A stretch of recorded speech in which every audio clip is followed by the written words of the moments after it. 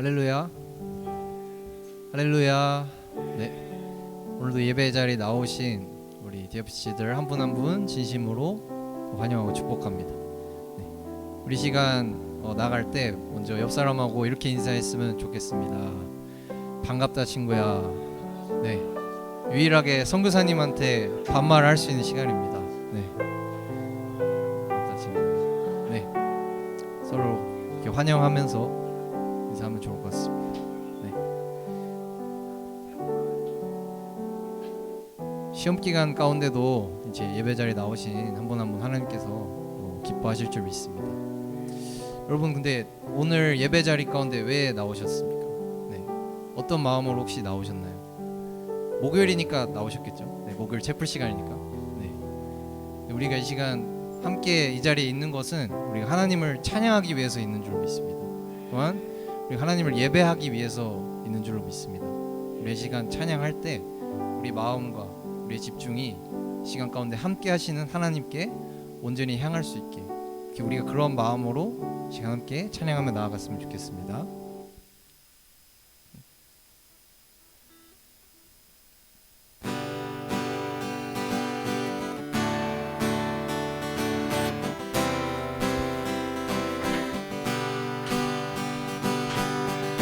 기쁨으로 찬양하기 원합니다. 우리 마음을 온전히 주님께 올려드리며 함께 찬양했으면 좋겠습니다. 정결한 마음 주시옵소서. 오 주님, 정직한 영을 새롭게 하소서. 한 번 더 정결한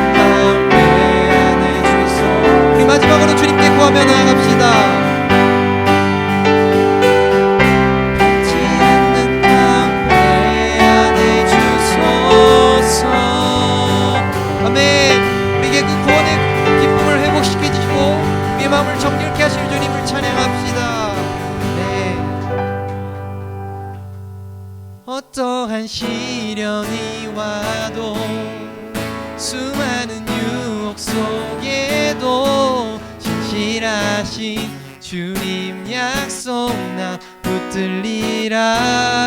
세상이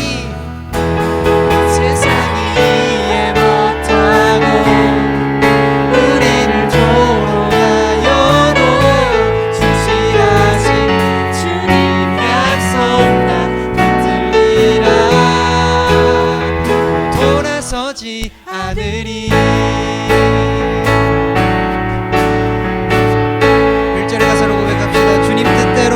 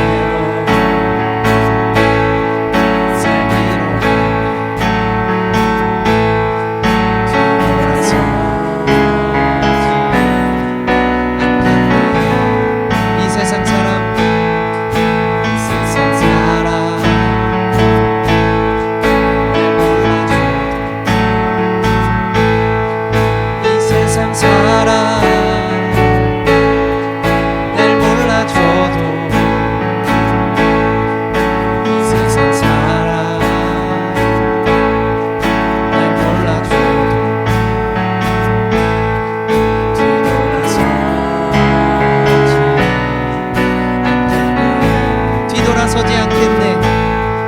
뒤돌아서지 않겠네. 어떠한 시련이 와도 수많은 유혹 속에도 신실하신 주님 약속만 붙들리라. 세상이 이해 못하고 우리를 조롱하여도 신실하신 주님 약속만 붙들리라. 결코 돌아서지 않으리. 3절의 가사로 고백합시다. 세상 등지고 십자가 세상 등지고 십자가 보내 세상 등지고 십자가 보내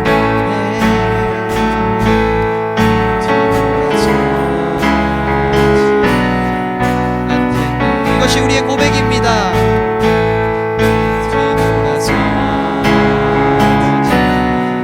않겠네. 어떠한 시련이 와도 수많은 유혹 속에도 신실하신 주님 약속만 붙들리라. 세상이 이해 못하고 우리를 조롱하여도 신실하신 주님 약속만 붙들리. 한 번 더 고백합시다. 어떠한 시련이 와도 수많은 유혹 속에도 신실하신 주님 약속만 붙들리라. 세상이 이해 못하고 우리를 조롱하여도 신실하신 주님 약속만. 우리 한 번 더 우리의 목소리로만 고백합시다. 어떠한 시련이 와도 수많은 유혹 속에도 신실하신 주님 약속만 붙들리라.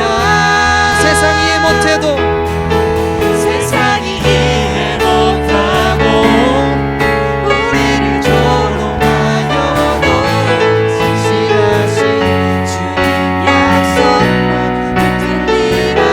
결코 돌아서지 않으리.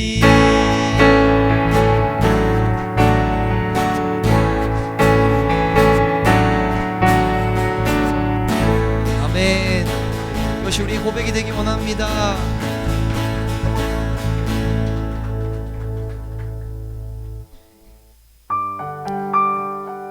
저희가 방금까지 찬양하며 고백할 때 이렇게 고백했습니다.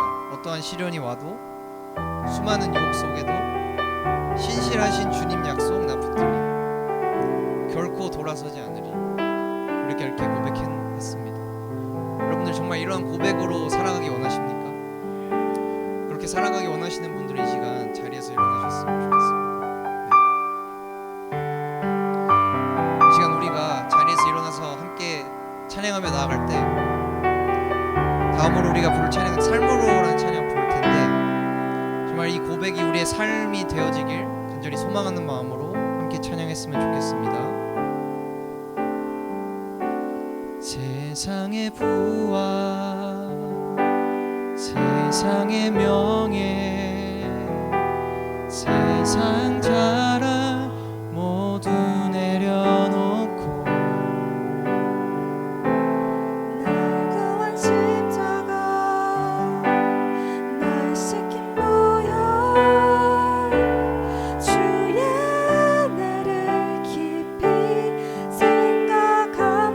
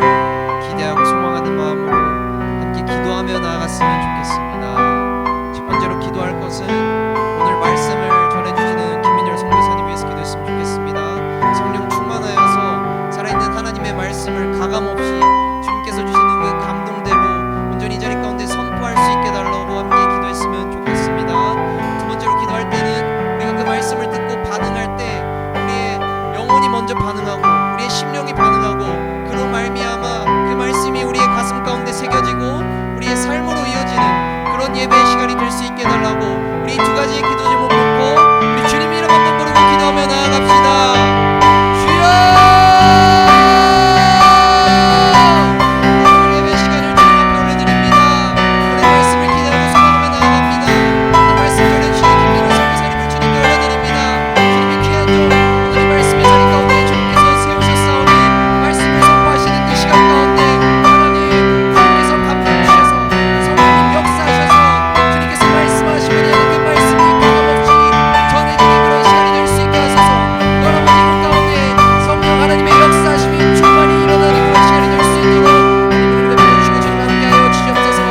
또한 그 말씀이 선포되어지고 그 말씀이 우리의 심령 가운데 새겨지고 그 말씀이 우리의 삶을 이끌어갈 수 있도록 주여 오늘 예배 가운데 주님 함께하여 주시고 하나님을 베풀어 주시옵소서. 오늘 그렇게 성령 하나님의 인도하심이 충만한 성령 하나님의 역사하심이 정말 충만한 그런 예배가 되기를 간구하노니 하나님 예배 시간 가운데 주님 함께하시고 주님 역사하여 주시옵소서. 우리가 주님을 기대합니다. 우리가 주님을 소망합니다. 하나님 만나 주시옵소서.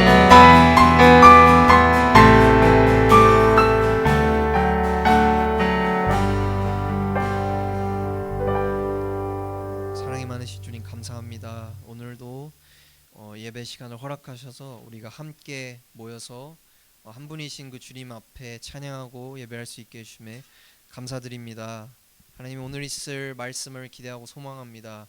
오늘 김민열 선교사님 통해서 그 말씀 선포되어질 때 우리가 아까 기도로 고백했던 것처럼 그 말씀이 우리의 심령 가운데 새겨지고 우리가 주님 앞에 아멘으로 반응하고 우리가 주님을 더욱더 깊이 알아가는 그런 귀한 시간 될 수 있도록 은혜 베풀어 주시옵소서. 그렇게 인도하실 줄 믿고 의지하며 이 모든 말씀 살아계신 예수님 이름으로 기도드렸습니다.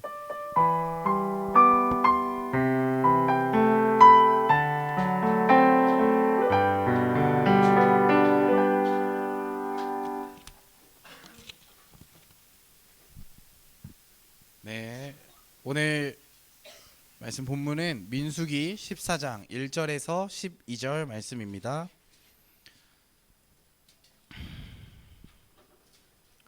민수기 14장 1절에서 12절 말씀입니다.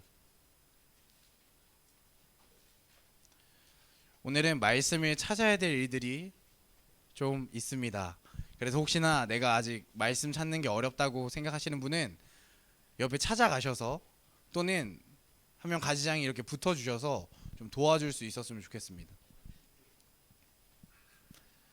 네, 제가 한 절, 여러분들이 한 절씩 우리 교독하도록 하겠습니다. 온 회중이 소리를 높여 부르짖으며 백성이 밤새도록 통곡하였더라.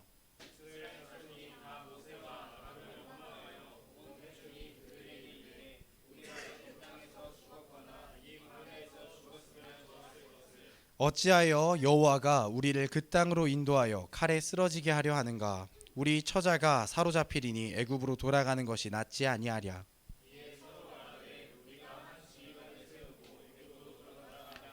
모세와 아론이 이스라엘 자손의 온 회중 앞에서 엎드린지라.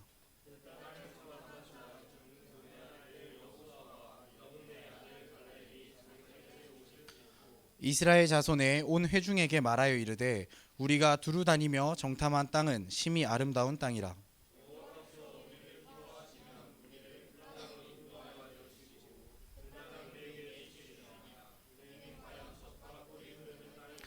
다만 여호와를 거역하지는 말라. 또 그 땅 백성을 두려워하지 말라. 그들은 우리의 먹이라. 그들의 보호자는 그들에게서 떠났고 여호와는 우리와 함께 하시느니라. 그들을 두려워하지 말라 하나.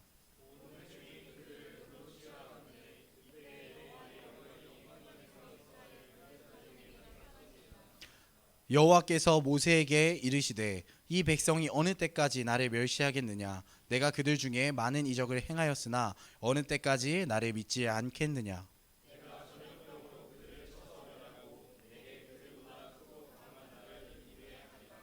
아멘. 네, 오늘 말씀의 제목은 말씀을 믿음이 중요하다. 이게 뭔가 조금 문장이 애매하죠. 이게 믿음이 참 중요한데요. 믿음만으로는 안 되는 부분들이 있습니다. 이게 무슨 소린가? 믿음이면 다 돼야 되는데.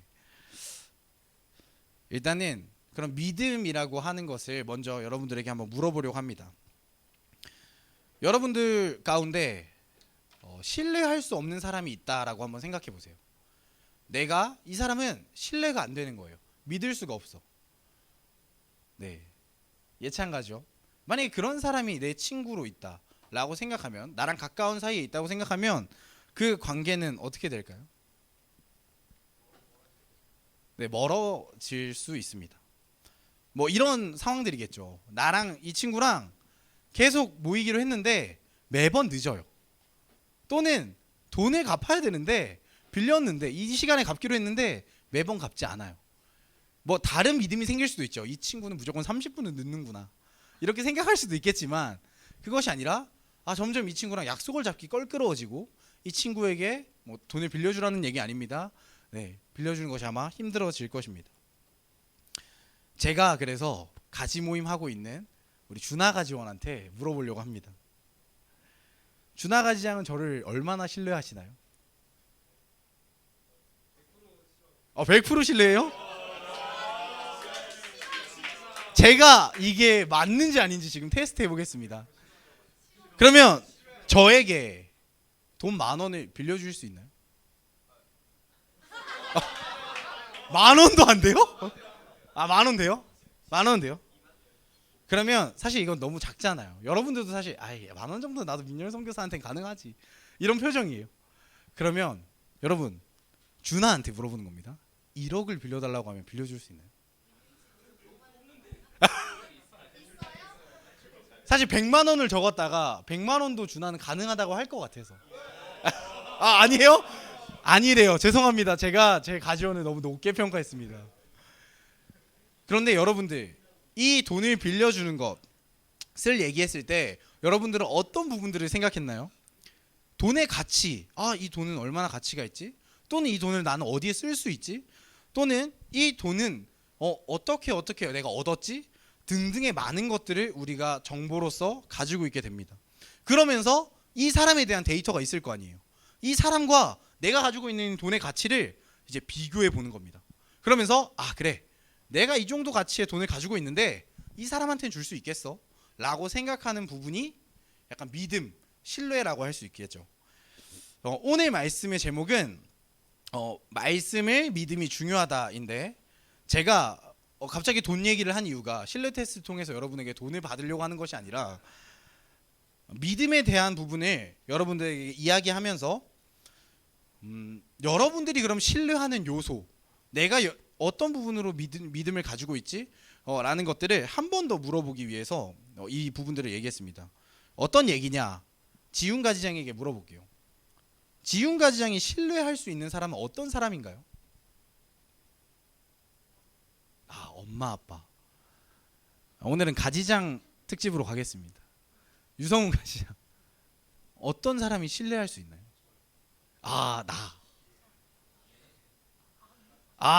저기 또 대표님 찍어주셨으니까 조선훈 가지장님은 신뢰할 수 있는 사람이 어떤 사람이에요? 선교사님들. 여기까지 하겠습니다. 앞에 얘기했던 두 사람을 좀 곤란하게 만들어 보겠습니다. 사실 내가 신뢰할 수 있는 기준을 세우는 것은 내가 살아온 환경과 또는 개인적인 마음의 상태 또는 삶의 여러 가지에 따라서 아마 달라질 것입니다. 모두가 똑같은 신뢰 기준을 가지고 사람들을 보지는 않을 것입니다. 그리고 우리는 살면서 이런 사람들은 신뢰할 수 있어 라고 배우기 때문에 많은 것들을 알게 된 이 정보를 통해서 우리가 누군가를 신뢰한다 라고 할 수 있습니다. 네, 일단 이 포인트만 생각하시길 바랍니다. 정보가 있으면 내 판단의 기준이 될 수 있다. 요즘 매일같이 여러분들도 당연히 한다고 생각하고 물어보고 있습니다. 매일같이 말씀의 정보를 받을 수 있는 시간이 있습니다. 그게 무슨 시간이죠? 지금 대답 못하신 분들은 아마 지금 아직 아침 큐티와는 멀어 있지 않을까 생각합니다. 아침 큐티의 시간입니다. 이 아침 큐티의 시간에 요즘은 민수기 말씀에 대해서 계속 얘기하고 있습니다. 그럼 여러분들 큐티는 무엇인지 민수기는 어떤 책인지 알고 큐티하고 계신가요? 제서승 교사님이 지금 큐티하니까 귀여움을 뿜뿜하셨는데 큐티가 그런 큐티는 아니겠죠.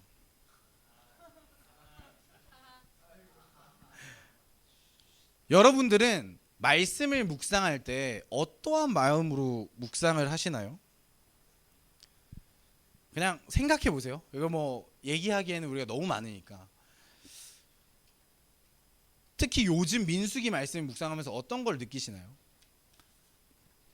저는 민수기 말씀을 묵상하면서 이스라엘 민족 특히 그 부분들을 보면서 와 진짜 대단하다. 어떻게 이렇게 사고를 많이 치지? 진짜 끝도 없이 문제를 저질러요. 정말 한 명, 두 명이 아니라요. 리더가 한 번, 그리고 백성들이 한 번, 그리고 그 다음엔 또 어떤 한 자손이 등등등등등등 계속 반복되게 됩니다. 그러면서 어떻게 내가 보고 싶은 대로 보고 생각하고 싶은 대로 생각하지? 하나님이 이끌어주신 민족이라는 민수기의 이 사람들이 어떻게 이렇게 이스라엘 민족들이 어떻게 살아갈 수 있지? 라고 생각합니다. 그러면 여러분들 아침에 묵상하는 지체들도 그렇고 또는 말씀을 먹는 지체들에게 조금 더 물어보자면 그러면 여러분들에게 말씀을 묵상하는 것이 의미가 있나요? 꾸준히 해야 하는 숙제 또는 매일 먹어야 하는 밥 또는 부담스러운 어떤 삶으로 생각하고 있진 않습니까? 그런 사람이 없을 거라고 생각하지만 또는 의미가 없는 행동 아니야? 라고 생각하는 사람도 있지 않나요? 말씀 묵상은 말씀을 읊조리는 것입니다. 잠깐의 큐티 시간 그냥 그 시간만을 지키는 시간이 아니라 이 하나의 하나님 주어진 말씀을 가지고 매번 묵상해서 살아가는 것입니다. 결국 그런 삶이 그 묵상된 삶이 우리 삶에 의미가 있으니까 저희가 먹어야겠죠.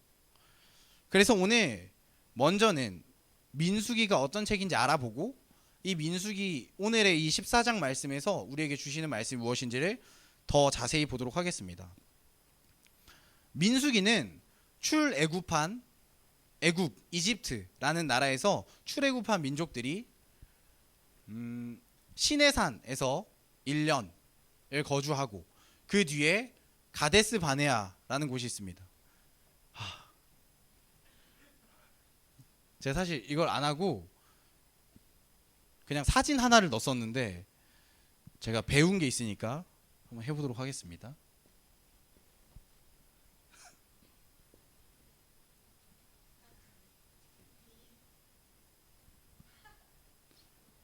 아마 어느 정도 생각은 될 수 있을 거라고 생각합니다.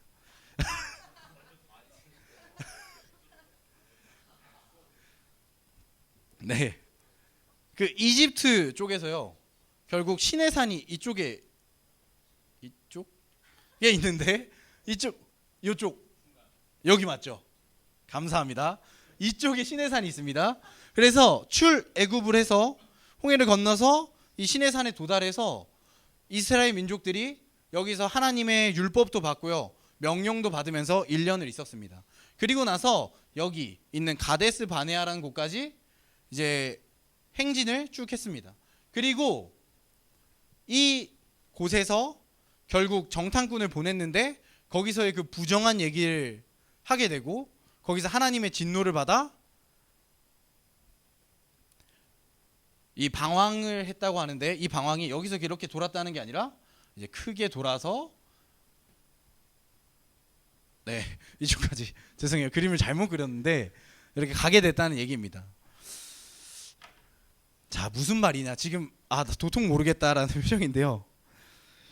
그래서 이스라엘 민족들이 결국은 이 광야에서 하나님의 백성으로 하나님의 군대로 훈련받는 얘기가 민수기의 핵심입니다. 민수기 1장 3절 말씀 저희 다 같이 찾아보겠습니다.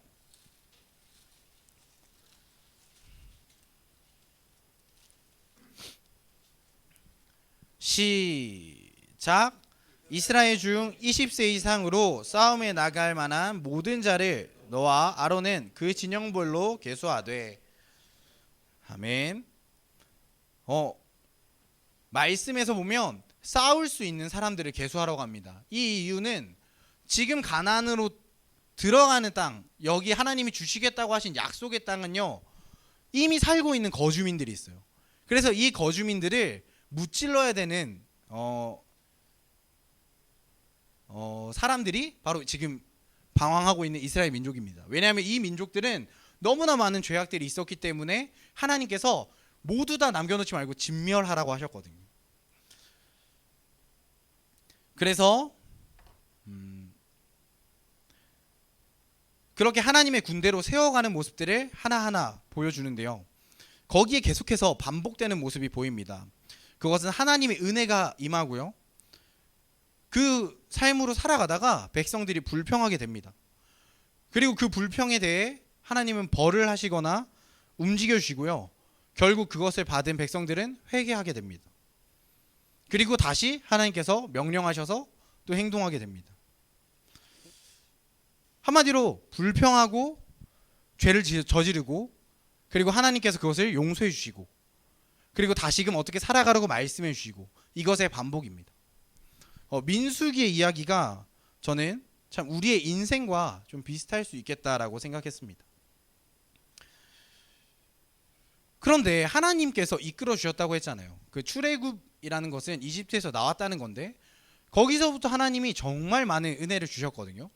막 정말 말도 안 되는 강이 갈라져 버려서 마른 강을 모든 민족들이 걷거나 10가지의 재앙, 이것까지는 너무 가는 것 같으니까 등등 해서 이 이스라엘 민족들이 참 많은 것들을 경험했는데 이 지체들이 불평불만하는 세대가 조금 나누어져 있습니다. 그건 바로 1세대 1장부터 이제 25장까지 나오는 사람들인데요. 이 사람들은 애굽에서 바로 이집트에서 출애굽해서 나와서 광야에서 생활하는 사람들입니다.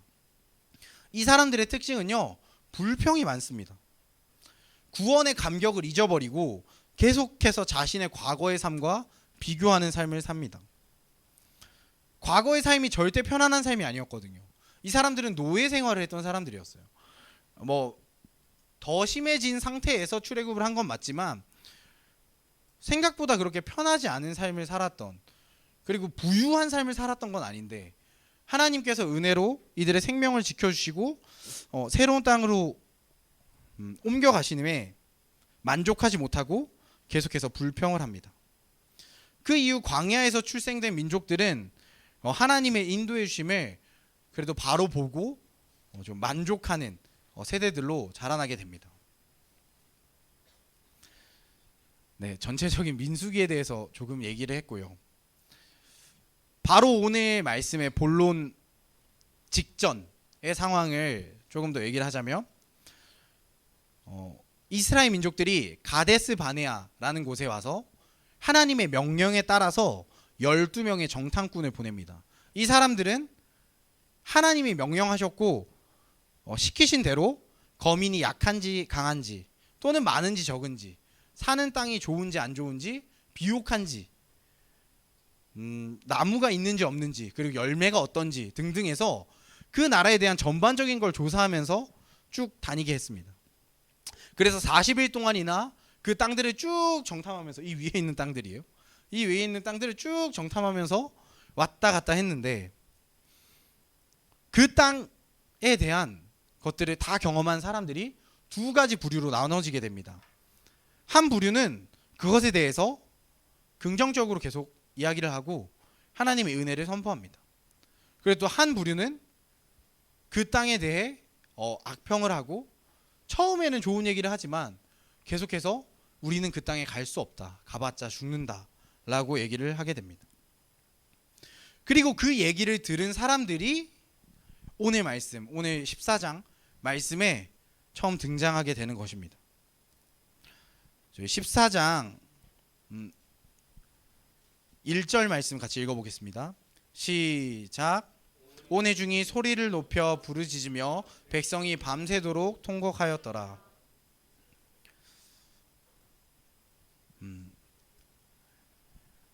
네, 여러분, 먼저 우리가 볼 것은 말씀을 믿지 않는 무리들의 행동에 대해서 함께 먼저 돌아볼 것입니다. 첫 번째 우리가 1절 말씀을 읽었는데요. 회중이 소리를 높여 부르짖으며 밤새도록 통곡했다고 했습니다. 그런데 이 회중들의 통곡은요, 하나님에게 올려드린 것이 아니라 모세와 아론에게 지금 하고 있는 행동입니다. 그리고 2절에는 자신들의 삶을 그냥 죽었으면 다 좋았을 텐데 라고 비관적으로 얘기를 하고요. 또 3절에는 차라리 애굽으로 돌아가는 것이 낫지 않겠냐라고 얘기를 합니다. 그리고 4절에는 이제는 우리가 지휘관을 세우고 애굽으로 돌아가 버리자라고까지 얘기를 합니다.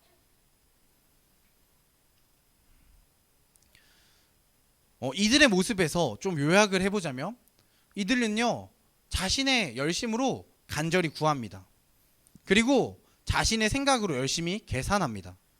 그리고 적극적으로 행동하고 나아갑니다. 그런데 이들이 놓치고 있는 부분들이 있는 것입니다.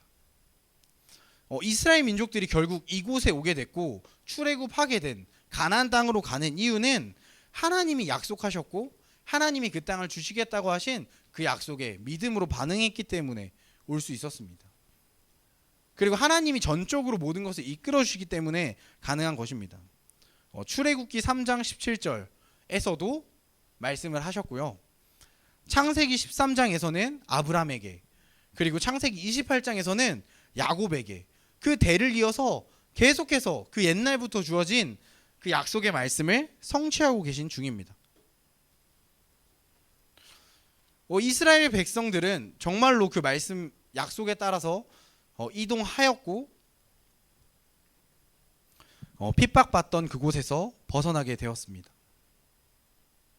그런데 이들은 하나님이 이끌어주신 삶을 기억하지 않고 지금의 어려움, 두려움에 사로잡혀서 하나님이 주신다고 했던 약속을 전혀 생각하지 않습니다.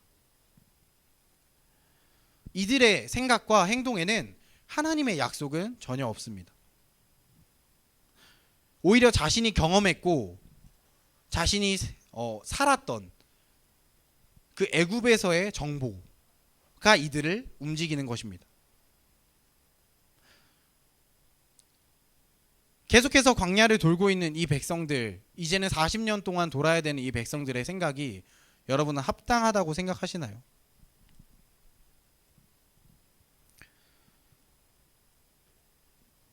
이렇게 하나님 말씀 앞에 계산적으로 생각하고 움직이는, 하나님의 말씀이 아닌 자신의 생각으로 움직이는 무리들 말고 또 다르게 반응하는 무리가 있습니다.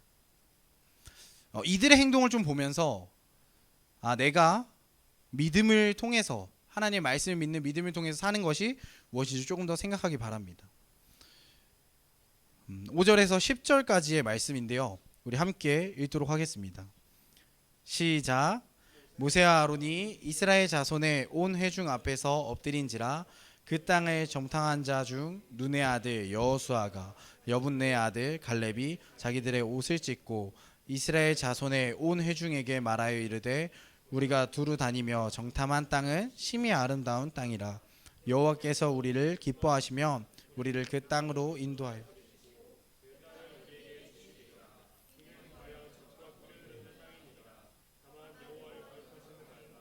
또 그 땅 백성을 두려워하지 말라.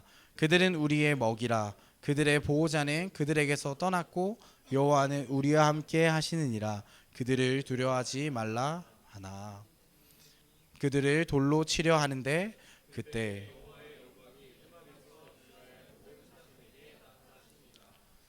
아멘. 네, 말씀을 믿는 자들의 무리에서도요 행동들은 보여집니다. 첫 번째는 이들도 간절히 구합니다. 그리고 두 번째로는 이들은 전심으로 선포하게 됩니다. 그리고 세 번째는 여호와의 말씀을 기억합니다.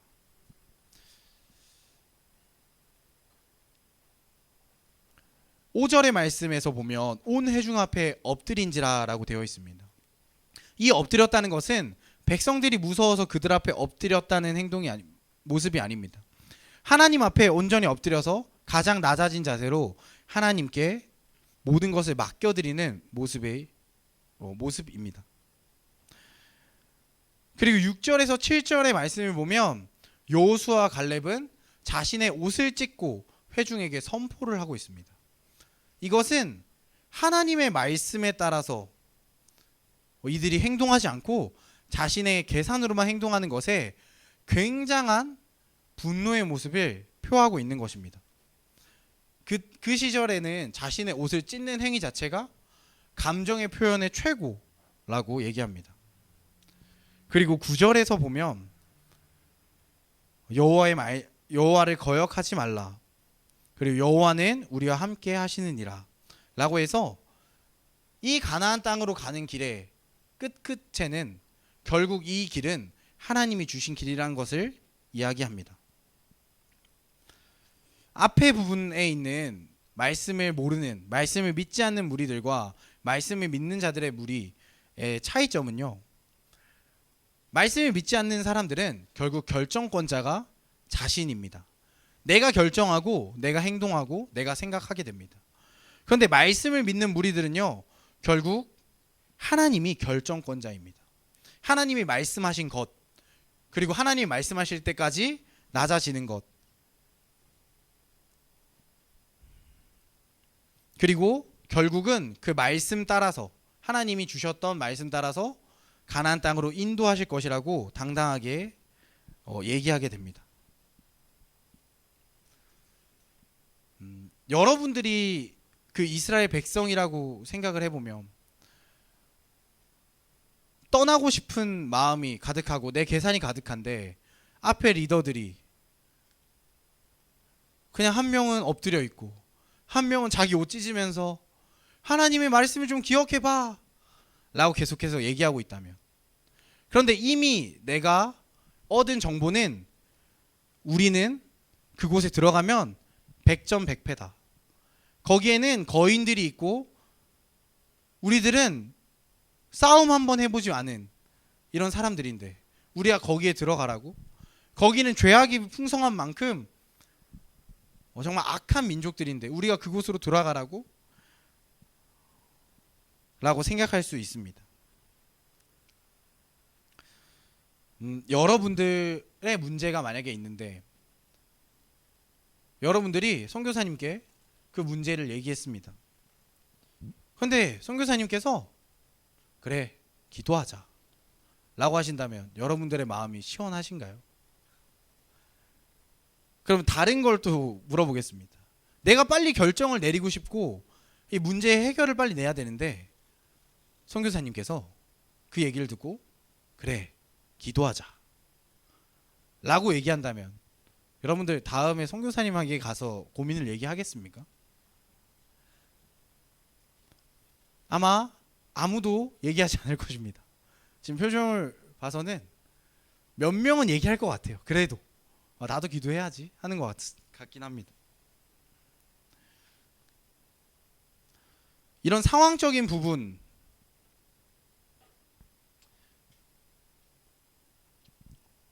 얘기했지만 하나님께서는 결국 말씀으로 이들을 이끈다는, 하나님의 말씀으로 이 사람들을 변화시킬 것이라는, 또는 선교사님이 기도하자라고 했을 때 하나님이 정말로 그 일에 대해서 이끌어 주실 것이라는 믿음이 만약에 있다면 그 행동은 의미가 없는 행동이 아니라, 또는 나에게 답을 안 주는 행동이 아니라 진짜 정답을 찾아가는 행동일 것입니다.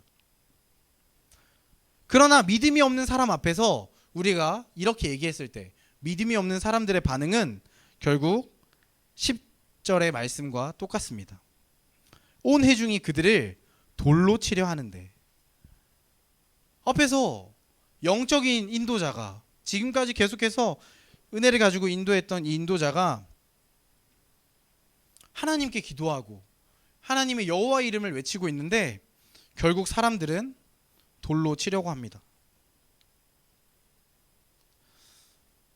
그러나 사람들이 돌로 치려고 할 때 그때 갑자기 마음이 변한다면 이 사람들의 믿음이 진짜일까요? 아마 아닐 거라고 생각합니다. 그것 때문에 저는 이 민수기 전에 묵상했던 마태복음 말씀도 생각났습니다. 빌라도 여러분들도 아는 사람일지 모르지만 이 빌라도는 결국 예수님을 팔게 됩니다. 재판 가운데 예수님을 십자가에 못 박냐 박지 않냐를 판단하는 가운데 다른 사람들이 자신을 죽이려고 하고 그것에 대해 판결을 잘못 내리면 밀란이 일어날까 싶어서 결국은 예수님을 죽이게 합니다.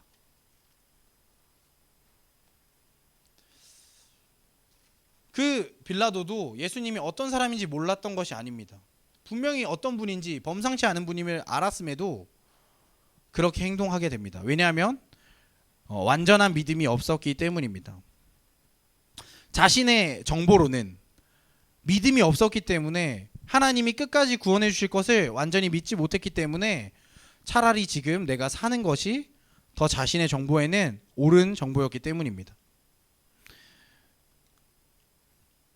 그러나 얘기했듯이 이 리더들은 결국 흔들리지 않고 말씀을 통해 굳건히 서 있습니다. 여러분들의 믿음은 어떠합니까? 진짜 하나님을 믿고 있습니까? 믿는다고 하지만 결국 이제 가나안 땅에 들어가야 돼라는 소식을 들으면 급한 일이 터지면 하나님의 말씀을 붙잡는 것이 아니라 내가 빨리 계산해서 내가 행동하고 있진 않습니까? 우리가 하나님의 말씀을 분명하게 믿는다면 우리는 다른 것에 시선을 두면 안 됩니다. 그리고 하나님 앞에 낮아지며 하나님이 이루실 말씀을 세상 가운데 전해야 합니다. 말씀을 믿는 사람들의 행동을 보았고 또 믿지 않는 사람들은 자신의 계산대로 하는 것을 보았습니다. 마지막으로는 10절 후반과 12절을 통해서 끝까지 결국 말씀을 이루시는 하나님에 대해서 볼 것입니다. 함께 읽도록 하겠습니다. 시작. 온 회중이 그들을 돌로 치려 하는데 그때 여호와의 영광이 회막에서 이스라엘 모든 자손에게 나타나시니라. 여호와께서 모세에게 이르시되 이 백성이 어느 때까지 나를 멸시하겠느냐. 내가 그들 중에 많은 이적을 행하였느냐. 어느 때까지 나를 믿지 않겠느냐. 내가 전염병으로 그들을 쳐서 멸하고 내게 그들보다 크고. 아멘. 하나님은 모세에게 나타나셔서 분명하게 말씀하십니다. 그 백성들의 믿음을 보시고 이렇게 얘기하십니다. 나를 언제까지 멸시하고 믿지 않겠느냐라고. 그 백성들은 하나님을 거부하고 경멸하고 업신여기는 수준까지 이르렀습니다. 하나님은 너무나 슬프게도 모든 민족을 하나님의 은혜로 이끌어 주셨는데 그 사랑으로 이끈 민족들이 하나님을 끝까지 바라보지 못하고 있는 상황입니다.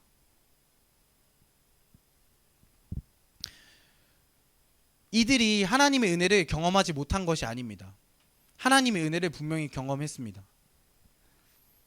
그런데 하나님의 은혜는 경험했지만 이들에게 말씀, 하나님의 약속이 바로 서 있지 않기 때문에 또 넘어지게 되었습니다. 이 두 부류의 사람들에게 믿음이 없었을까요? 아니요, 믿음은 있었을 것입니다. 왜냐하면 그 출애굽하는 가운데는 결국 하나님의 말씀을 믿고 행동해야 되는 것들이 있었습니다. 그리고 하나님이 이끌어 주시는 대로 가야 하는 것들도 있었습니다. 그러나 그 믿음의 뿌리가 깊지 못했던 것입니다.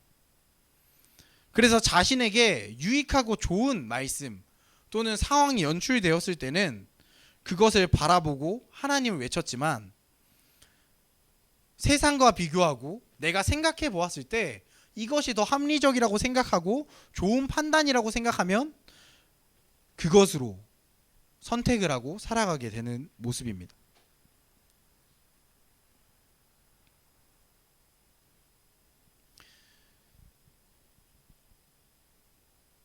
하나님의 목적을 우리가 볼 수 있는 구절은 저는 12절이라고 생각합니다. 12절 말씀을 같이 읽도록 하겠습니다. 시작.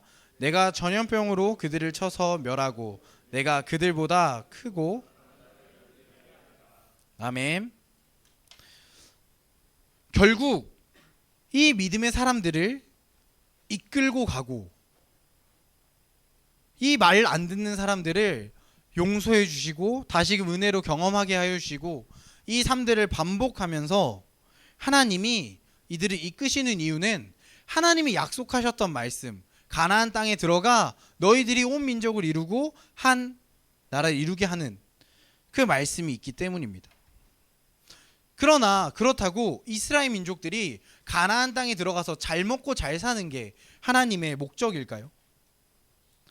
그러면 다시 얘기해서 여러분들이 좋은 직장을 가지고 좋은 차를 가지거나 또는 좋은 삶, 윤택한 삶을 사는 것이 하나님의 목적일까요?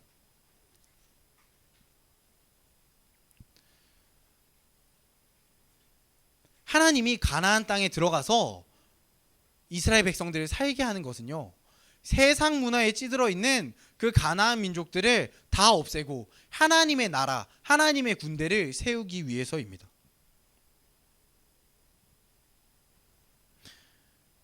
우리들도 세상의 법칙과 세상에 보여지는 어떠함에 굴복하여 살아가는 것이 아닌 하나님을 의지해서 하나님으로 살아가야 합니다.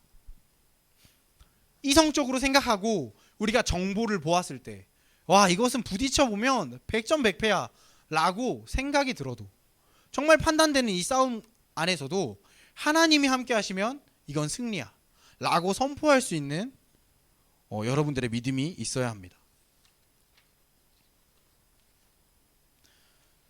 그러면 오늘날로 돌아보면 세상에서 계속 아니야 아니야 라고 말하고 있는 기독교나 또는 세상에서 말하고 있는 많은 것들, 이단 또는 동성애의 문제, 성차별의 문제 등등의 많은 문제들 가운데 우리는 말씀으로 여러분들은 싸워 나갈 수 있을까요? 세상에서 말하는 것들 그래 좋아 보여, 그래 이해해 줘야지 하다 보면 우리는 말씀으로 전혀 서지 않은 그냥 세상의 기준에 따라서 살아가는 사람이 될 수 있습니다. 결국 갈렙은 하나님의 나라에 가나안 땅에 들어가게 됩니다. 민수기 14장 24절 말씀인데요, 같이 한번 읽어보겠습니다. 시작. 그러나 내 종 갈렙은 그 마음이 그들과 달라서 나를 온전히 따랐은즉 그가 갔던 땅으로 내가 그를 인도하여 드리니니 그들의 자손이 그 땅을 차지하리라. 아멘. 하나님이 준비해 주신 가나안 땅에 갈렙이 들어간 것, 여호수아가 들어간 것은 너무나 기쁜 일입니다. 왜냐하면 그 땅은 정말 풍족하고 하나님의 보호가 있는 땅이기 때문입니다. 그러나 그 땅에 들어가는 것이 그냥 내가 잘 되고 잘 사는 것이 아닙니다. 그 땅은 전쟁을 해야 하는, 계속해서 전쟁을 치러야 하는 곳입니다. 내가 세상으로 생각하고 있는 것들을 하나님으로 의지하여 이겨내야 하는 곳입니다.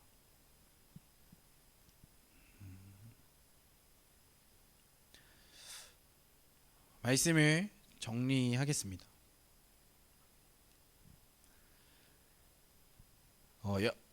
여러분은 하나님을 믿는 것이 어떤 의미가 있습니까? 찬양할 때 지훈가 지장이 물어봤었잖아요. 여러분들은 예배 이곳에 나온 의미에 대해서 하나님을 믿는 것에는 어떤 의미가 있습니까? 그냥 지금의 세대와는 맞지 않는 어느 한 구약의 이야기 정도로 생각하고 계신가요? 아니면 어느 정도 참고될 만한 지침서 정도로 생각하고 계신가요? 또는 하나님을 따라서 살아가는 삶을 생각해보고 계산해 보았는데 조금은 버려도, 조금은 돌아가도 상관없을 이야기로 보이나요? 이스라엘 민족들은요, 가나안 땅을 보았습니다. 직접 그 세상을 마주하기 전까지 아마 기대했을 것입니다. 내가 있는 이 먹을 거나 이런 것들이나 걱정이었지, 그 가나안 땅에 가면 잘 먹고 잘 살 수 있을 거라고 생각했을 수 있습니다.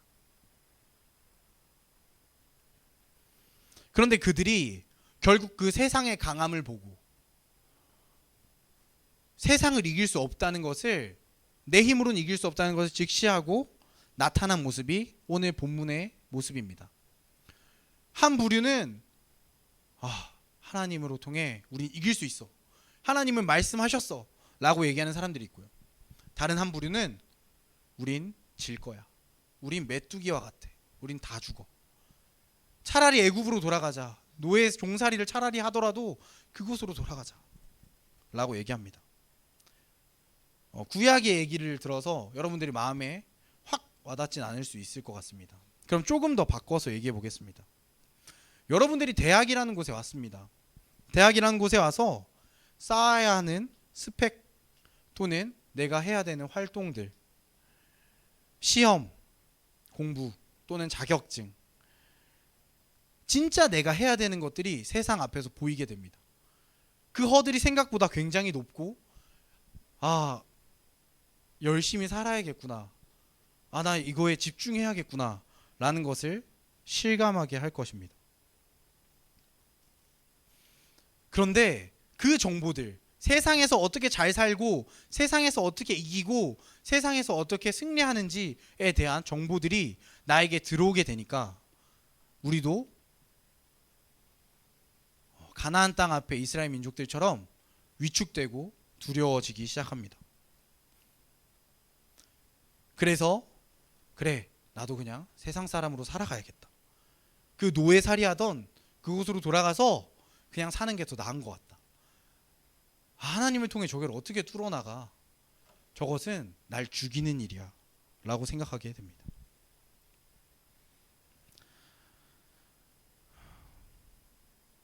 믿는 자들이라면 하나님께서 이끌어 주시는 삶을 온전히 신뢰해야 합니다. 세상의 다른 정보나 기준에 우리 눈과 마음이 돌아가면 안 됩니다.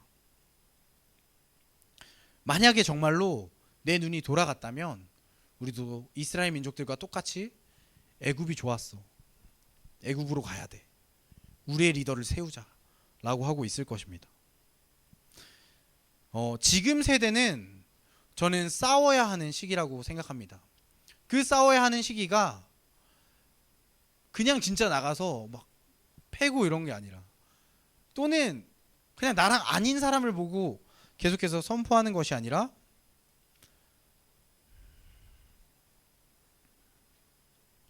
다른 복음, 개인주의 등 다른 정보들, 말씀을 회방하고 말씀을 못 믿게 만드는 이 정보들과 싸워야 하는 시기입니다. 하나님이 하신 말씀이 흐려지고 두려워 보이는 세상에 여러분들은 걸어가고 있습니다.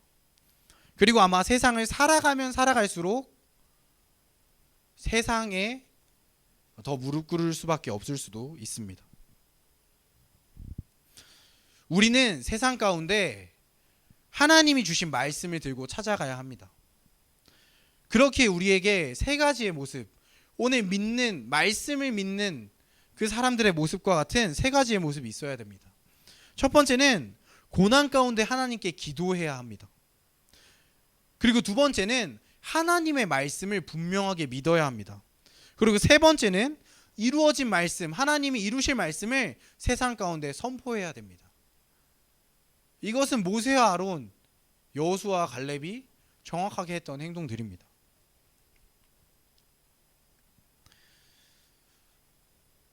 우리가 예수 그리스도를 믿음으로 하나님 나라에 살아갈 수 있는 은혜를 입었습니다.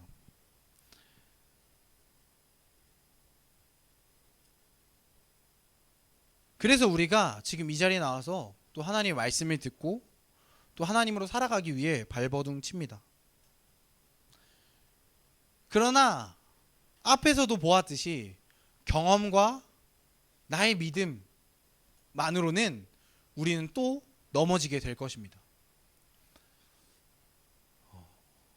이곳까지 와서 지금 이 얘기를 마지막에 하는데, 아침 큐티의 시간 여러분들에게 하도록 권면합니다. 왜 그렇게 이야기를 하고 여러분들이 해야 된다고 얘기를 하냐면요, 이 시간은 여러분들을 피곤하게 하기 위한 시간이 아닙니다. 그리고 그냥 모여서 우리 동아리 모임하기 위한 시간도 아닙니다. 하나님의 말씀을 묵상하는 이 시간은 하나님의 말씀으로 무장하는 시간입니다. 세상에 너무 많은 정보가 우리를 계속해서 흔듭니다. 하나님의 말씀을 바라보지 못하게. 하나님의 말씀은 위태로운 것처럼 흔듭니다. 그런데 우리는 매일매일 하나님의 말씀을 통해서 무장해서 세상에서 말하는 정보가 아님을, 하나님이 더 강함을 경험하셔야 합니다.